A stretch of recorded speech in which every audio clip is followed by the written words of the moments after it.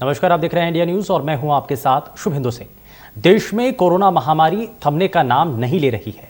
हालात ऐसे हो चुके हैं कि अस्पतालों में ऑक्सीजन बेड और दूसरी सुविधाओं की कमी हो रही है।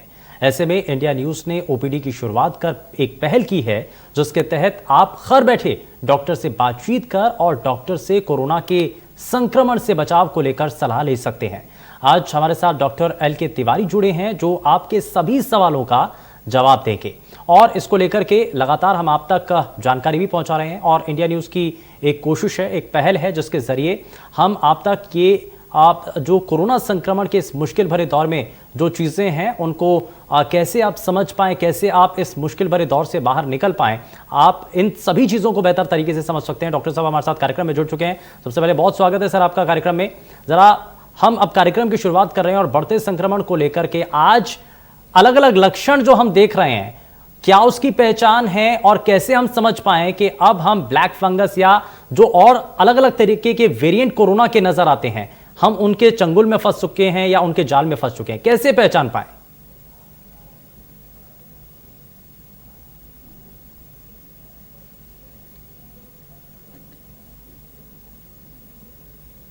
होने के बाद कुछ दिक्कतें आ रही है। दिक्कत क्या आ रही है कि नाक में पुनः सर्दी शुरू, सांस लेने में दिक्कत होती है, आंख बड़ी बड़ी आंखों में सूजन आ जाती है, आंसू आता है। इस तरह से कुछ लोगों ने कंप्लेन की। इस आधार पर फिर से वापस हॉस्पिटल में बुलाया गया। ये पाया गया कि फंगस इन्फेक्शन नाक से शुरू होकर के, मुंह से शुरू होकर के ये दांतों के द्वारा ये आंख तक पहुंच, लोगों में सर दर्द की बहुत, उसमें भी पाया गया कि आंखों के द्वारा पर सिर की तरफ मस्तिष्क तक में चला गया। इस तरह से हम लोग कि कोविड के संक्रमण के बाद जा रहे हैं, उनके 15 दिन की लक्षण आ रहे हैं। लेकिन इसमें कुछ चीज़ें और भी हैं सर। आज हम इस बात को लेकर के भी यहाँ अपने सभी दर्शकों से जानकारी साझा करना चाहते हैं कि जो भी कोरोना संक्रमित मरीज हैं, जो अस्पताल नहीं जाना चाहते हैं या फिर उनको बहुत माइल्ड सा अभी तक फीवर हो रहा है या फिर उनको जुकाम है या बुखार उनको है, तो ऐसे में जो लोग होम आइसोलेशन में हैं उनके लिए क्या आज सुझाव हैं, उनके लिए क्या और सावधानी उनको बरतनी चाहिए, कैसे उनको अपना ध्यान रखना चाहिए, अस्पताल ना जाकर घर पर रहकर के ही कैसे अपने आप को कोरोना से ठीक कर सकते हैं, ये जरा बताइए आप। जी, इसके बारे में भी व्यवस्था अपन डिस्ट्रिक्ट लेवल में एक कोविड कमांड सेंटर है। जिन लोगों को भी कोरोना पॉजिटिव आते हैं उन सब लोगों का पूरा रिकॉर्ड और मोबाइल नंबर हमारे ऑपरेटर के पास रहता है। प्रतिदिन होम आइसोलेशन के जो पेशेंट्स होते हैं उनसे पूछताछ, लक्षण के आधार पर उनसे पूछताछ की जाती है। उनकी लक्षण तकलीफों के आधार पर उनके एडवाइस किया जाता है और किसी तरह के कोई गंभीर लक्षण आते हैं तो शासन के द्वारा एम्बुलेंस भेज के हॉस्पिटल में बुलाया जाता है और प्रतिदिन उनसे वीडियो कॉल करके, ऑडियो कॉल करके उनकी स्थिति के बारे में पूछताछ की जाती है। इस तरह से होम आइसोलेशन वाले व्यक्ति को भी हमारी नजर में लगातार रखते हैं और किसी भी तरह की दिक्कत होती है वो तुरंत उनके तत्कालिक उपचार या तो होम में या आवश्यकता होती है तो हॉस्पिटल में आते हैं। ठीक है, ठीक है। इस बीच हमारे साथ एक कॉलर दीक्षा कार्यक्रम में जुड़ चुके हैं। दीक्षा, बहुत स्वागत है, पूछिए क्या जानना चाहती हैं।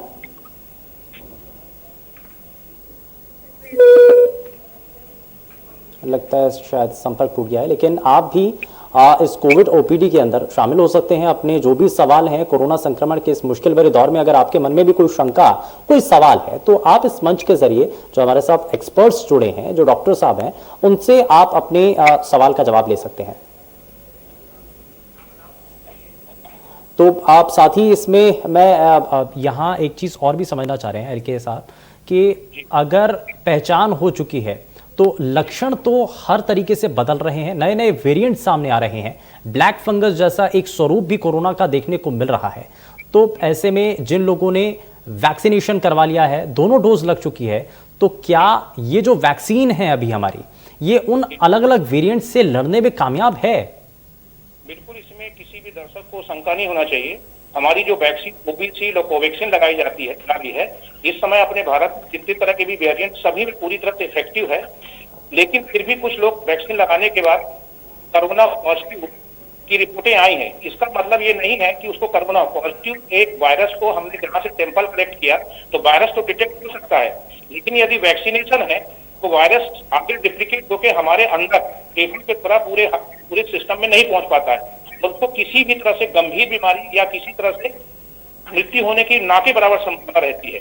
तो यदि वैक्सीनेशन के बाद अगर कोई पॉजिटिव कोरोना की रिपोर्ट आ भी गई है तो उससे कोई चिंता की बात नहीं है। निश्चित तौर पर उसे बहुत साधारण सा माइल्ड लक्षण आएंगे और वो ठीक हो जाएगा। ठीक है। इस बीच हमारे साथ एक बार फिर से दीक्षा कॉलर कार्यक्रम में जुड़ चुके हैं। दीक्षा, बहुत स्वागत है, पूछिए क्या पूछना चाहती हैं। सर मुझे ये पूछना है कि मेरा प्रेगनेंसी का 7 मंथ चल रहा है, तो मैं स्टीम ले सकती हूँ कि नहीं? ठीक है, यानी कि प्रेगनेंसी है और 7 मंथ है। डॉक्टर एल के तिवारी, ये सवाल है कि क्या आप वो वैक्सीन ले सकती हैं? हाँ, वैक्सीन अभी प्रेगनेंसी के लिए अभी आज दिनांक तक कोई गाइडलाइन है। लगातार हमारे जो एक्सपर्ट है इस पे काम कर रहे हैं और जल्दी ही कुछ एक आध हफ्ते के अंदर ये गाइडलाइन हमारे पास आ जाएगी कि प्रेगनेंसी को देना है या नहीं देना है। अभी तक इसके बारे में फाइनल डिसीजन एक्सपर्ट के द्वारा नहीं लिया गया। इसमें एल के तिवारी साहब, एक चीज और भी है कि कुछ और ऐसी बीमारियां हैं, चाहे वो कैंसर हो, डायबिटीज हो या बीपी की कोई प्रॉब्लम हो, तो क्या उनके लिए भी कुछ हिदायत है, उनके लिए भी गाइडलाइंस हैं अलग से, उनको लेनी चाहिए नहीं लेनी चाहिए या कुछ समय के अंतराल में लेनी चाहिए? बिल्कुल, इसके लिए गाइडलाइन है। यदि कोई इस तरह की बीमारियों से गंभीर रूप से पीड़ित है, स्टेबल कंडीशन में नहीं, तो पहले उसका हाइपरटेंशन या डायबिटीज का पूरा इलाज करा के उसकी स्थिति स्टेबल करके वैक्सीन दिया जा सकता है। वैसे वैक्सीन किसी को भी, यदि डायबिटीज ब्लड प्रेशर कंट्रोल है, सभी को वैक्सीन लगाई जा सकती है। किसी भी तरह डरने की और शंका की बात नहीं है। इसमें एक चीज और भी है एल के तिवारी साहब, जो ड्यूरेशन अभी बढ़ा दिया गया, एक वैक्सीन लगाने के बाद दूसरी वैक्सीन के बीच में जो अंतराल है, ये आईसीएमआर के द्वारा अब इस अंतराल को बढ़ा दिया गया। इसके पीछे कारण आपको क्या नजर आता है? क्या पहले जो अंतराल कम था उसमें कम प्रभावशाली थी ये वैक्सीन, इसकी डोज, या अब ज्यादा प्रभावशाली रहेगी? नहीं, इसके बारे में क्या, जब प्रथम कोविशील्ड वैक्सीन का जब कार्यक्रम प्रारंभ हुआ तो प्रथम डोज की सेकेंड डोज 28 डेज पर लगाई जाएगी। कुछ लोगों में अपनी सर्वे रिसर्च हुआ कि एंटीबॉडी बनने का लेवल देखा गया और ये पाया गया कि लंबे अंतराल के बाद इसकी सेकेंड डोज दी जाती है, पहले डोज देने के बाद पर्याप्त इतनी समय मिल जाता है कि मैक्सिमम फर्स्ट डोज की एंटीबॉडी बननी चाहिए तो ज्यादा बन जाती है, इसलिए उसका डोज अंतराल बढ़ाया गया। ठीक है। इस बीच हमारे साथ एक कॉलर ब्रजमोहन कार्यक्रम में जुड़ चुके हैं। ब्रजमोहन, बहुत स्वागत है आपका कार्यक्रम में, पूछिए क्या पूछना चाहते हैं, अपना सवाल पूछिए। हाँ सर, ये क्या सेकेंड डोज लगवाए हैं, तो सेकेंड डोज के बाद कैसे इतनी कमजोरी आ रही है, नींद नहीं आ रही। 10 तारीख को लगवाया था सेकेंड डोज, आज 10वां दिन है और न खाने का मन कर रहा है, घबराहट लग रहा है, बुखार उखार कुछ नहीं है, कुछ भी नहीं है। और ठीक है, यानी कि वीकनेस आपको महसूस हो रही है, ये इनका सवाल। नींद नहीं आ रही। हाँ, नींद नहीं आ रही है, वीकनेस महसूस हो रही है, डॉक्टर एल के तिवारी, ये सवाल है। दूसरी वैक्सीन लगवा ली है लेकिन उसके बाद कमजोरी सी महसूस हो रही है, नींद नहीं आ रही है। जी जी, इसके बारे में ये कहना है कि यदि उन कमजोरी, नींद नहीं आ रही है तो ये वैक्सीन लगने के बाद अपन तरह तरह की बातें यहाँ वहाँ से जो सलाह देते हैं कि वैक्सीन लगने से ये बातें होती हैं, इस तरह की लगातार विचार नहीं करें। और यदि लगातार हो तो आज के जो हमारे कोविड कमांड सेंटर जहाँ भी आप रहते हैं, टोल फ्री नंबर में लगा करके उसकी डॉक्टरी सलाह लेने पर अभी तक जो आपने बताया है इससे कोई चिंता की बात नहीं है। आप ज्यादा पानी पिए, घर में आराम करें और पौष्टिक आहार खाएं और ये जल्दी से ये वैक्सीन लगने के बाद जो ये लक्षण है वो 2-4 दिन में ठीक हो जाएंगे। एक डॉक्टर साहब, एक चीज ये भी सामने आ रही है कि लोग ये इस बारे में ज्यादा सोचते हैं कि पहली डोज लगवा ली है या दूसरी डोज लगवा ली है तो उसके कुछ समय बाद अगर कुछ ऐसा होता है, फीवर आता है या कुछ भी होता है, तो ये कितने समय तक हो सकता है? अगर बुखार भी आएगा तो वो कितने समय तक आ सकता है? 4 दिन, 5 दिन? ये वैक्सीन लगने के बाद ये कुछ लोगों को बुखार आ सकता है। ये लक्षण मालूमात कम से कम 6 घंटे के बाद, वैक्सीन लगने के बाद थोड़े बहुत लोगों को तकलीफें महसूस होती है, जैसे हरारत, में दर्द, जिस जगह पे इंजेक्शन लगा है वहां थोड़ी सी सूजन या अथवा दर्द, फीवर। 24 घंटे के अंदर अधिकतम बुखार भी आ सकता है। कुछ लोगों को ठंडे के बुखार आता है और इसके लक्षण बुखार आने की ज्यादा से ज्यादा 48 घंटे तक रह सकते हैं। इसमें सिंपल पैरासीटामोल की टेबलेट 6-6 घंटे खाने के बाद से 2 दिन में फीवर ठीक हो जाता है, उसके बाद फीवर नहीं आता है। कोई जरूरी नहीं कि सबको फीवर है, कुछ लोगों को। जी ठीक है। अगले कॉलर पवन कुमार हमारे साथ कार्यक्रम में जुड़ चुके हैं। पवन कुमार, बहुत स्वागत है आपका, पूछिए क्या पूछना चाहते हैं, आपका सवाल क्या है?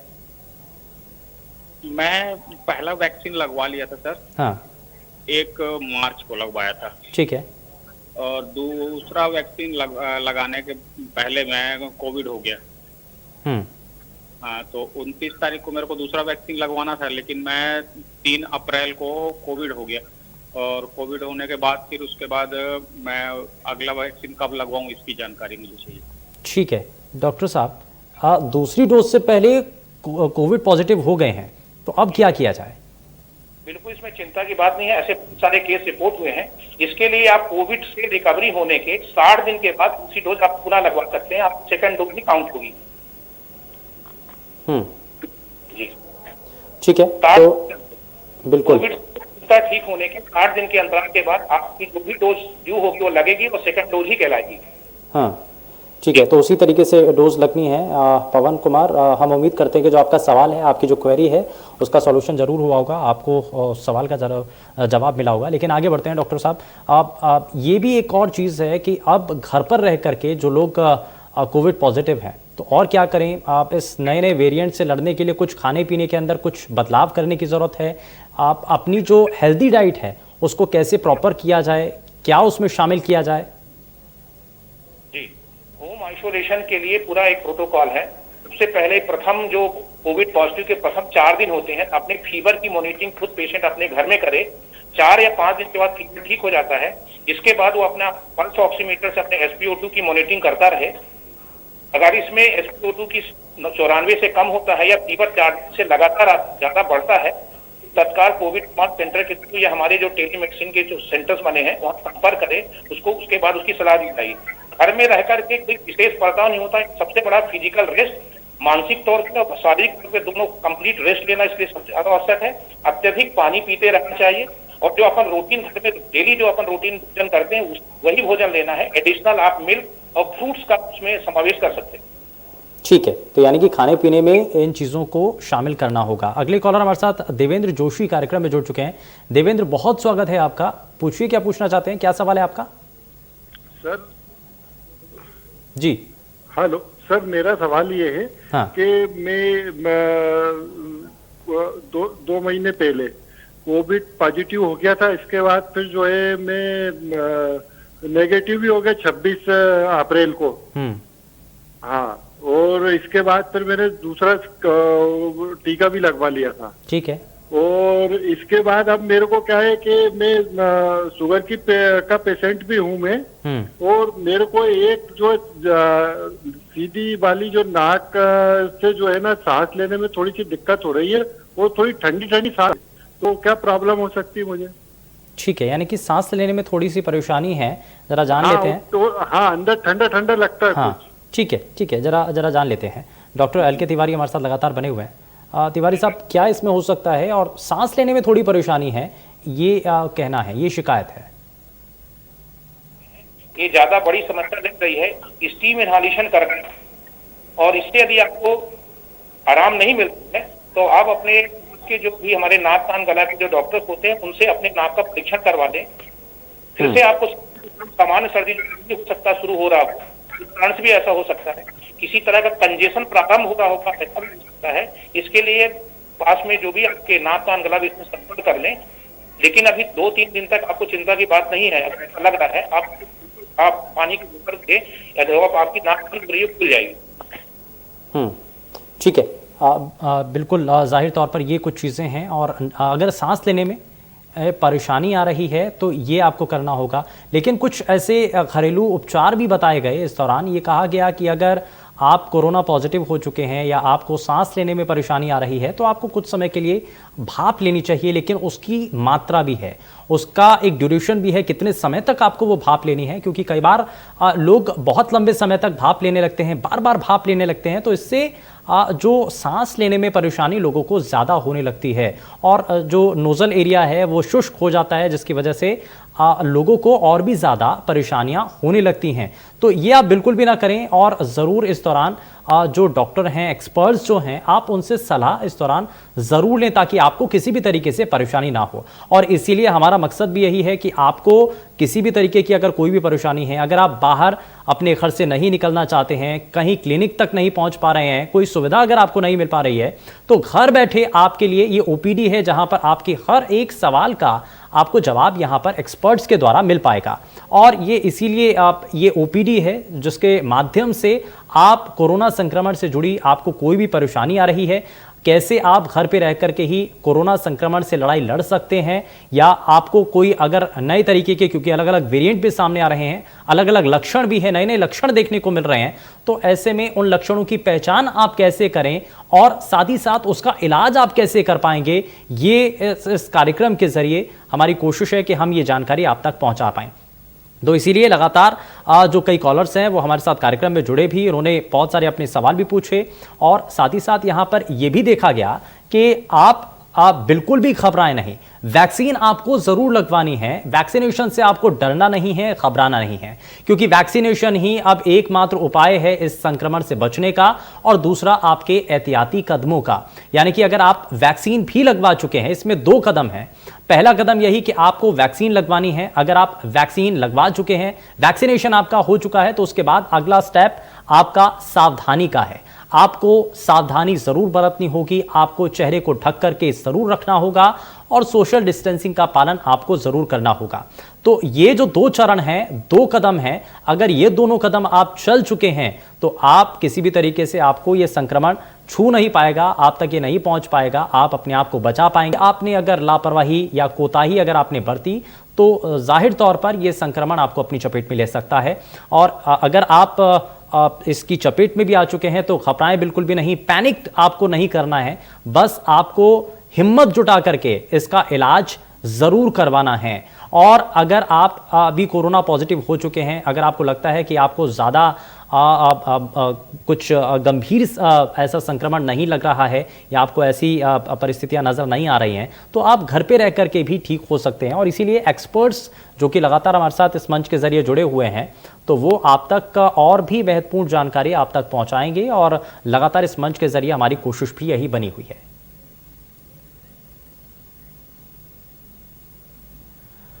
तो घर बैठे ही आप डॉक्टर से सलाह ले सकते हैं, आप जान सकते हैं आपके मन का, आपका जो सवाल है वो आप उसका जवाब जान सकते हैं। डॉक्टर LK तिवारी हमारे साथ लगातार कार्यक्रम में बने हुए हैं। तिवारी साहब, एक चीज़ ये भी कि हमने देखा कि ब्लैक फंगस को लेकर के लगातार मामले सामने आ रहे हैं, इसके पीछे एक बड़ा कारण स्टीरॉयड्स का माना जा रहा है। तो बात यही है कि घर पे रह करके अगर इधर उधर कई जगहों से जब कहा जाता है कि स्टीरॉयड्स ले लीजिए आप जल्दी से ठीक हो जाएंगे, तो इन सब चीजों से कैसे बचना होगा?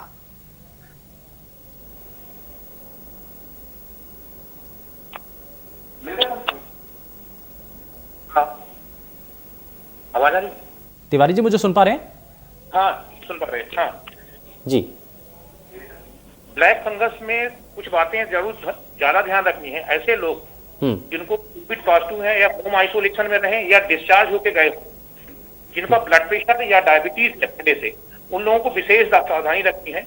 उनको घर पे यदि ब्लड शुगर नापने का उनके पास एक ग्लूकोमीटर है तो 2-3 दिन में उनको शुगर की माप करते रहना चाहिए और ब्लड प्रेशर की माप करते रहना चाहिए। क्योंकि जिनको पहले से शुगर है या भर्ती के दौरान स्टेरॉइड नाम की दवा चली है और ऑक्सीजन की थेरेपी हुई है, 90% उन्हीं लोग की संभावना है जिसको ब्लैक फंगस हो रहा है। सभी को ब्लैक फंगस ना के बराबर है। ब्लैक फंगस कोई नई बीमारी नहीं है, ये पहले से लोग को होती रही। इस समय कोविड के दौरान हम लोग जो ऑक्सीजन भर्ती करके लगा रहे हैं, स्टेरॉइड दे रहे हैं और डायबिटीज अनकंट्रोल्ड हो रहे हैं, उनको ब्लैक फंगस ज्यादा ग्रोथ करता है। ये ब्लैक फंगस जो होता है हमारे चारों तरफ के वातावरण में, किसी वस्तु में, पानी में या हवा में रहता है। यदि हमारे शरीर में प्रवेश करता है और कोविड इन्फेक्शन है, डायबिटीज अनकंट्रोल्ड है, टेक्सोना जैसे दवा लग रही, उन लोगों को ये ब्लैक फंगस बहुत तेजी से बढ़ता है। और इसकी बहुत सिंपल लक्षण है। यदि अचानक में दर्द, एक तरफ की आंख में दर्द और एक तरफ की सिर में दर्द हो, तो इसकी सस्पेक्ट कर करके उससे डॉक्टर के पास आके अपना जांच करा लेना चाहिए। ठीक है, ठीक है, यानी कि जांच सबसे पहले आप जरूर कराएं। इस बीच हमारे साथ कॉलर कार्यक्रम में जुड़ चुके हैं। सतीश, बहुत स्वागत है आपका।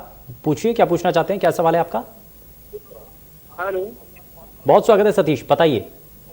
सर जी, मैं जानकारी चाहता हूं सर, मुझे थायराइड की शिकायत है तो अभी तक मैंने वैक्सीन नहीं लिया, तो वैक्सीन के संबंध में जानकारी चाहिए सर से कि वैक्सीन मैं अभी लगवा लूं क्या? यदि आपको थायराइड की शिकायत है और दवा ले रहे हैं और थायराइड आपकी दवा ले रहे हैं और आपको इस समय कोई दिक्कत नहीं है तो आप लगवा सकते हैं।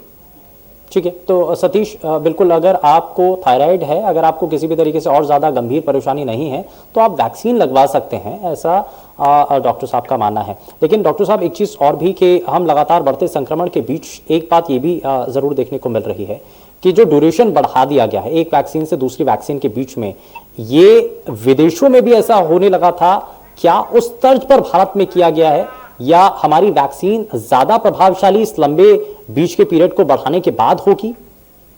नहीं, अभी इसमें एक्सपर्ट का ऐसा कहना है, और जो हमारे वैक्सीन के जो प्रिंसिपल्स होते हैं, पहला डोज क्या होता है, बॉडी में जैसे जाता है तो हमारे इम्यून सिस्टम को सेंसिटाइज करता है और एंटीबॉडी बनना शुरू होती है। तो सेकंड डोज तब दिया जाता है मैक्सिमम फर्स्ट डोज देने के बाद जो उसका मैक्सिमम ड्यूरेशन होता है कि एंटीबॉडी कितनी बनेगी, जब उसका लेवल फर्स्ट डोज का पार होने लगता है ठीक उसके सेकंड डोज उसके बाद लगा दिया जाता है।